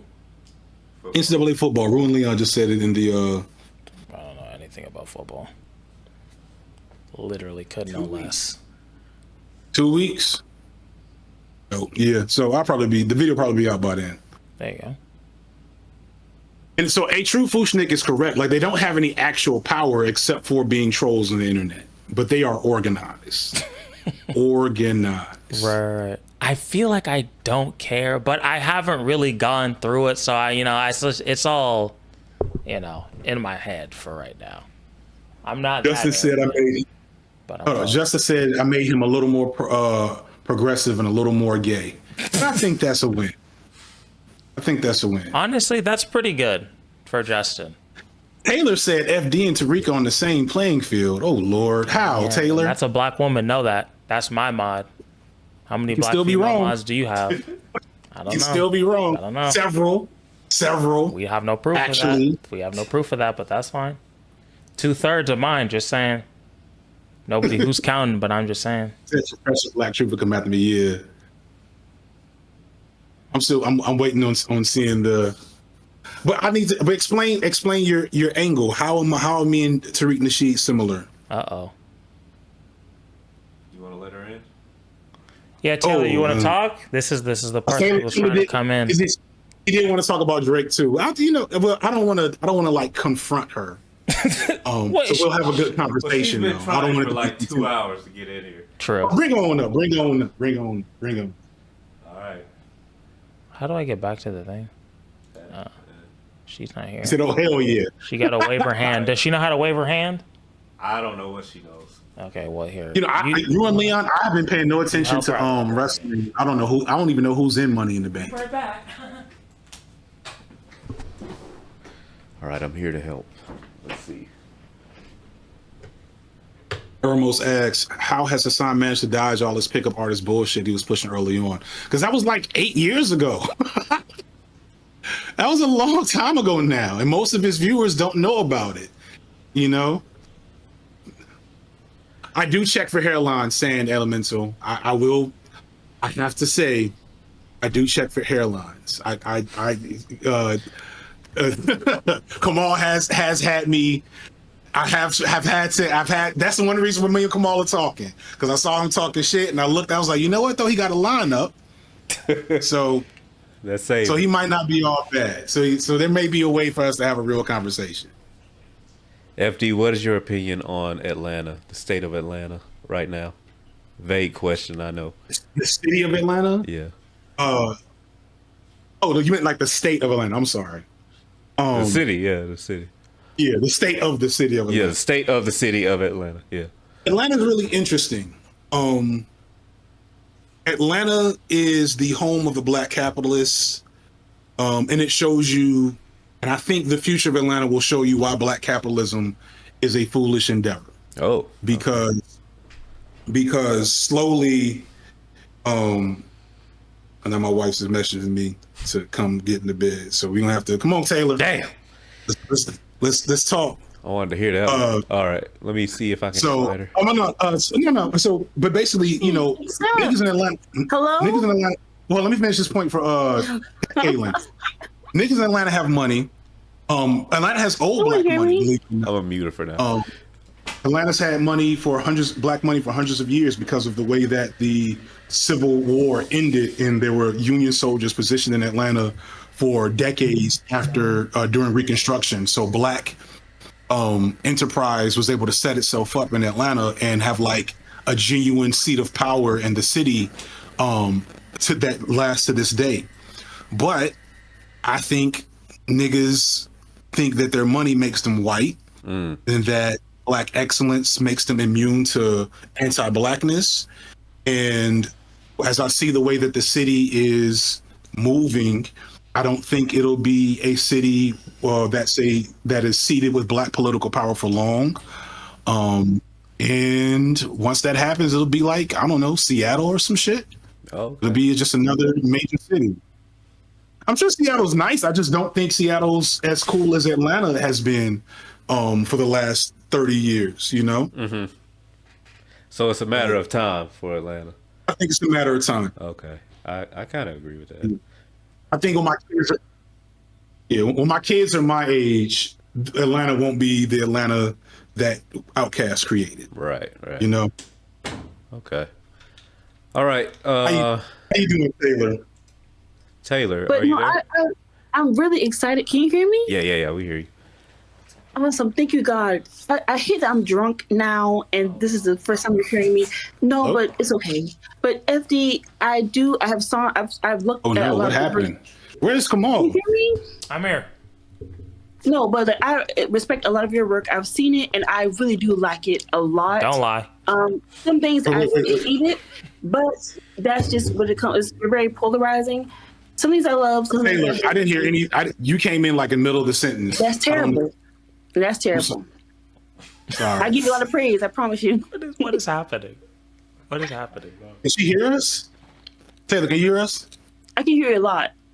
She said I can. So I was saying I didn't hear anything that you said.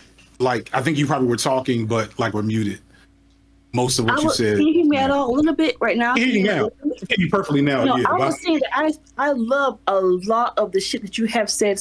Don't lie. But there's some things I felt like where it almost gave me totalitarian type vibes. I'm not gonna lie. Get 'em, Taylor.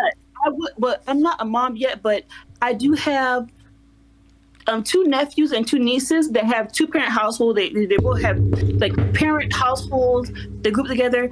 If my nephews and nieces were able to discover you, I would be very, very proud. I'm not gonna lie to you.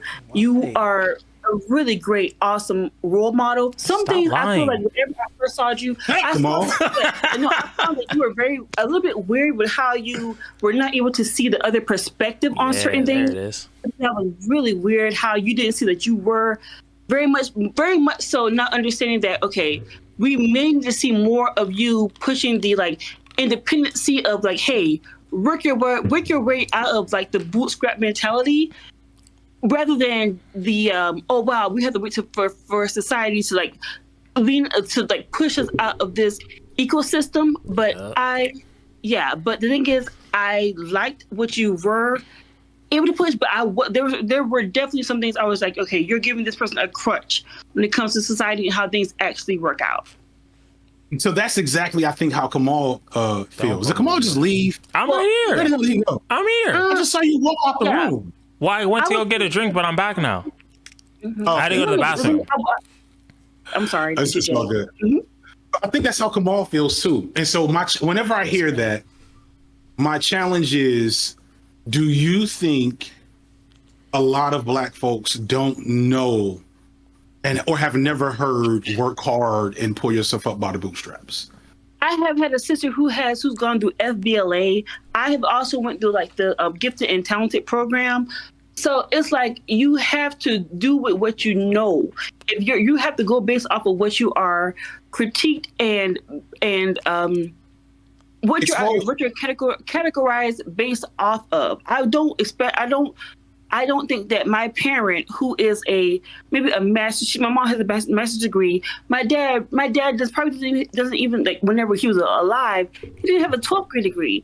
But you have to base it off of what you are articulated and expressed with. Right, my mom in a Taylor, I had to ask a specific question though, which is like, do you think most Black people have not heard the gospel of work hard, pull yourself up by the bootstraps, you can make it, et cetera, et cetera? Do you think that's not part of? That's probably been pushed in our community. Yes. Yeah. Yeah. So like, why do I have to do it?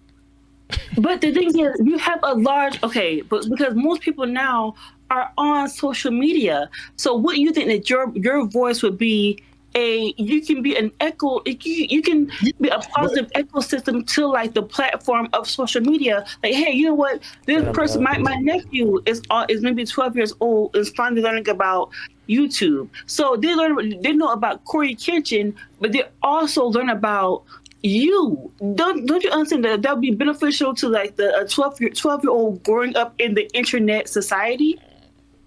So I think Corey Kenshin has almost 20 million subscribers. And Corey Kenshin has been very much you can do it, follow your dreams, pull yourself up by the bootstraps type of dude. Not like in the worst way. I won't throw shade at Corey, but he has been very careful about not getting into the one time he then took a long ass break when he finally pointed out that YouTube was demonetizing his videos in the way that they weren't doing for Markiplier, for Markiplier and shit like that. Mm-hmm. Like he did that once. That's the only time out of let's see how many videos he got. Out of 1,600 videos, one time he pointed out, hey, low key, YouTube a little racist. Can I say something? But I mean, My sister has a poli-sci degree. My Right. other sister has my mom has a master's degree in education. My sister has a museum, I guess, like an art degree. I'm working on a degree. So it's like what I'm mostly saying is I don't think it should be banked on the YouTube people in general. I just think it's like it would be I don't think that, but from what I expressed, what I've heard, because that's just not on the YouTuber, because of course you have other people to cater to, you know. But I just think that I just feel like, I say this as I'm sorry to interrupt you. No, you're fine. You're perfectly fine. I'm sorry to interject you. Yeah. And I say this as a former school teacher and mentor, a person who spent large chunks of my adult life witnessing assemblies, mentoring programs, public speakers, youth development, like everything from Steve Harvey to Scared Straight. There's so much effort in media aimed at Black people that says, pull yourself out your bootstraps, stop acting like a thug, cut your hair, act like a lady, you know, et cetera, et cetera, et cetera, and then things will get better for you. We've been saying that since the Warren Court era, when we had affirmative action, and here we are 45 years later, and our lack of political engagement has allowed the Republicans to take affirmative action off of the books. And if you know anything about affirmative action, it wasn't even helping us that much to begin with. That's a sidetrack. I do agree. And so what I believe is Black people don't need to hear more about how they can individually overcome by themselves. What I think Black people need is to re-engage with the political traditions that we had 50, 60 years ago that got us the Civil Rights Bill, and be willing to organize collectively and recognize that the goal isn't individual success. I'm individually successful. And understand, I was individually successful before I started YouTube. This is just another level of success that gave me an audience. It would have been so easy and much more lucrative for me to come up here with my Black family, you know what I'm saying, and say, look what I did. You can do it too. Say your prayers, eat your vitamins, work hard, cut your hair, make good decisions, etc. And you can have all of that. But that would have been a lie. I am a product of the benefits of my mother's hard work and education and the opportunity structure she provided me with, a quality college education that has left me in significant student loan debt, but less debt than other black folks, and access to a radical political environment for most of my life that I didn't even appreciate till I was in my 30s. And so all of those things, so the individual me isn't all that special. It would be me talking out my ass to say, look how I did this. And instead, I'm like, look at how all these things combine to give me the opportunity to access the success that I've had. And the reason why so few people don't have that is because of my video about the police, because of my video about Black conservatives, because of my video about, racism, so on and so forth. And if I can better educate people on those things, which is a key ingredient to my success, then I think more people would be less interested in saying, I'm gonna start me an LLC and, get my money right and, only buy Black, et cetera, and say, I'm going to join this organization. I'm going to support this political initiative. I'm going to abstain from this form of consumption, or I'm going to spread the word. And maybe it doesn't change immediately. Maybe nobody hits the streets, but it's better than repeating the same shit that everybody's already saying. Nobody is saying what I'm saying, but Charlemagne, Corey Kenshin, Killer Mike, Jay-Z, Steve Harvey, I could go Oprah, I could go on forever. Everybody else that is much, much bigger than me is saying the stuff that you're telling me to say. But nobody, go tell them to talk about Kwame Ture. But I think because of your platform and where you level in the atmosphere of YouTube, I feel like your voice is still just as important as those people, maybe those heavy hitters. I am somebody who came from a parenthood, like, I was 16 when I lost my dad, but I had I had a 2-parent household. I knew about like the family structure. I knew how important it was. Both of my sisters are like college educated with two children, with like I'm an auntie of like 2 nephews, 2 nieces. They're both married. So I know about the nuclear family, the family structure. So I understand that. And I understand that you understand the importance of, even if you don't come from like that family dynamic, of how important it is to like have, of how important it is to have a village. I would think that you understand like how important it is to have a village that pushes you to like, hey, you know what? Just because this does not seem, this does not seem like maybe the most popular dynamic, this is like a better way to like find a healthy structure whenever you're trying to like navigate and figure out your worldview. So I appreciate that definitely wholeheartedly.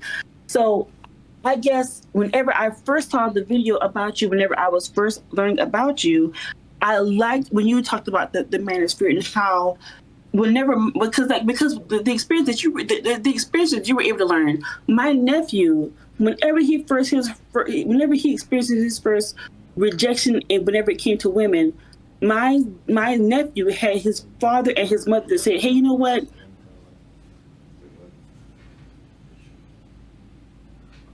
Hello? Taylor, Hello? you there? I'm still here with you. Oh, okay. Oh, sorry. I was trying Finish your point. Yeah. Oh, gotcha. Like my nephew, he talked to his mother and his father whenever my nephew is Vietnamese and black. So he learned, of course, you're in the States. It's like it's going to be like, but he's majority black. So he realized, you know what, like, hey, I think it's for any guy. I'm a woman, so I don't get it, but like for any guy, like, hey, you know what, this person didn't like you. It's fine. It's okay. Push forward. You need to have those mentors in any space when it comes to like male or with women. So I completely understand what you said. Like, you know what? Hey, the dynamic is different, but you need to have those ecosystems to lean on. So whenever I was learning about how you confronted Black issues and like how Black people should navigate the system and how we should understand it and how we should deal with it, I was a bit confused, because if we're a Black person who understands that maybe this system is leaning not towards us, but like a totally different, an easier way of lifestyle is with this type of look, a different type of. So, but is it easier? Because like completely, like because what I think I'm hearing is that if it sounds like my student from Sweden or Netherlands or whatever Northern Europe nation he was from. It sounds like you're saying, I should talk more about how Black people can assimilate so that we can work the system that we've been placed into without without any option. We're here. It is what it is. You might as well learn the game, right? So maybe that's what I'm leaning more towards. Like, okay, let's just not. I don't want us to lose our identity whatsoever. I think that us having our Blackness is the most important thing. I feel like us, but also succeeding and excelling to be able to show how powerful our Blackness is in this society and how we can succeed is just as important. I'm not thinking about I'm like Dragon Ball Z, Vegeta type, like, like we're doing some super science shit, but like we're able to use what we have, which is definitely. But we're doing that already, right? Mm-hmm. Like, am I can you repeat that for me? I'm sorry. Am I still here? Yeah, you're still with me. I'm sorry. I just want to ask you to repeat that for me, the first part. Well, I was saying, but we're doing that already, and that's kind of my thing. My thing is, what you're saying to me sounds like stuff that is already fundamentally well developed within the way Black people have traditionally addressed their issues. Motivation. Here's how you survive here's how you survive the environment. Here's how you work in the system. Here's how you can get ahead. Here's, like all the keys to the system. Like, that is stuff that's there and it's been there for years. But what hasn't been there is stuff that lets us know how the system can be destroyed or how it can be fundamentally altered. That I don't need to change the way I look and talk. Why should I have to change the way I look and talk and exist in order to conform to a white standard? And that still will have me treated like a nigga, regardless of that. The example I often give is Barack Obama. Aside from the fact that his name was Barack Obama, he was the most acceptable Negro of all time. That man tread that line and played those respectability politics to a level that wasn't even saw possible. And they still made chicken and watermelon jokes about that man. And that's true for every black man or woman that is in corporate America right now. Any one of them, except for the real Candace Owenses of the crew, who wouldn't be around black people to tell their story anyway. Every one of them will come home and tell you dealing with these white folks in this environment is taxing and stressful, because just because you're successful or have access as a black person doesn't mean that anti-blackness and racism is not still very much working against you. And so I just feel like we've done enough of the thing you're presenting. The thing you're presenting to me has been the overarching strategy for literally like 50 years since the 1970s. We've been saying that same stuff. It's the culture, and you gotta just dress right, and you gotta, pull yourself up by the bootstraps, and you gotta do this, that, and the third. Like all of these different aspects of, I'm sorry, my hearing noise. All the different aspects that I think I'm hearing are not revelatory. They're well known and understood, and I've seen them my whole life, and I've seen them at an institutional level. What I have not seen is people sit a group of black children down and say, hey, did you know that the riots that in the 1960s is what led to the Civil Rights Bill? Did you know that if all of you stood up right now and occupied your school, you could probably get free and reduced lunch forever instead of just during COVID? I used to love free lunch in the summertime. Free lunch was amazing, but I'm so sorry. But all lunch should be free for kids. You know what I'm saying? Yeah. And it's like, instead, literally the Republicans were like, we should give kids jobs. Which technically I think they do that in Japan, right? So it must work in Japan, but I don't think that's how it should work here. You know what I mean? What do you have to say about Drake, Taylor, before I run off? Listen, I will not ever listen. Kendrick, I listened to Tammy's song in 2009. I love Kendrick since 2009. I've also listened to like 2009 Drake, and whenever I heard about Houston and Vegas, that's probably like 2010. I cannot choose. Listen, I know you can't choose. No, listen. Is Drake too famous to be a pedophile? Kendrick has demolished Drake. No questions asked in his beef whatsoever. I'm thinking about like scrawny 2009, 2008, 8th grade, 9th grade Taylor. But Kendrick, come on now. Kendrick has done, he gave us Tammy's song, he gave us ADHD. It's Kendrick. Shit, fine, it's Kendrick. All right. Heard it here first. That sounded like it was really hard for you. I'm heartbroken a little bit. It's okay. I'm not gonna say that everything. The fact that we had to convince you to be more of a Kendrick fan than a Drake fan didn't completely undermine any other points you've made. But I still love them. I remember I was on the bus for like, you guys ever heard of like Mavis Beacon? Or like no one ever heard like Mavis Beacon typing class, or like no idea what that is. Mavis Beacon, or like never mind. But yeah, please continue, FD. You're the grown man. You understand what I'm talking about. Yeah. Taylor, I appreciate the conversation. I empathize with your desire to catch that inspirational pull yourself out of the bootstraps vibe from me, but that's just not me. I ain't never pulled a single thing for myself.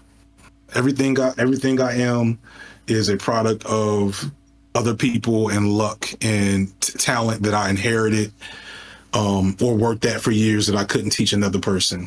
Even if my niece and nephews are not fully black, because some of my nephews are Vietnamese and black, but they're majority black. I mean, from what you have explained and how you explain it, I'm going to assume myself from what I know as an aunt, but I'm definitely going to navigate them. They have mothers and fathers. They have parents who are married, but I would rather them listening to you than any other YouTuber. I'll say so. So wow. Because you're very wow, Anybody except Kamal. what that is. I'm trying to be honest, bro. Taking your mod away, just so you know. Please don't take it away. Next time, please let it be you. Why is Ruin Leon telling me to talk about Sade? Sade is amazing. Where did that come from? I'm so nervous. I'm going to type in chat now. Taylor, I'm kidding. All right, I gotta get out. I gotta get out of here, man. Peace and blessings, Kamal. It was good chopping. Appreciate you. It was a good time. Nice to meet you, Kaylin. Kylan. Shout out to the chat. Fuck you, the ball IQ. Wow. Damn. And what did he do? What did she do? I don't know. He's been trying to troll me. He's trying to troll me earlier in the chat, and then he embarrassed himself. And so, I'm not gonna be the bigger person. I'm gonna be very small. You got to regroup and come at him hard next time, bro. Just regroup, learn all the, Get a shot all next the time. words, and then you'll be good. Peace and blessings, man. I'm out. Appreciate you.